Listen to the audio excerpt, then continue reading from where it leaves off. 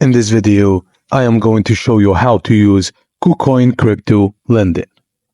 Crypto lending on KuCoin offers an opportunity to earn interest on your cryptocurrency holdings.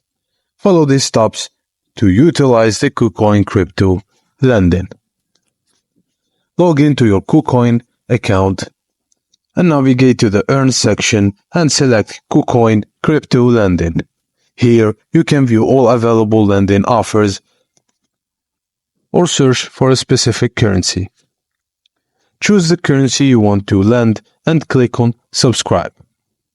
Configure the minimum lending APY, annual percentage yield, and enter the subscription amount.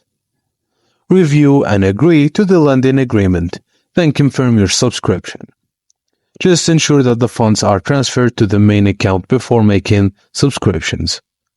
You can enable the auto-subscribe function to regularly lend funds from your main account. Auto-subscribe will make a full description except for any reserved assets. After a successful subscription, you can view the status of your subscribed assets on the main page. Check the actual lending status of your assets through the order details.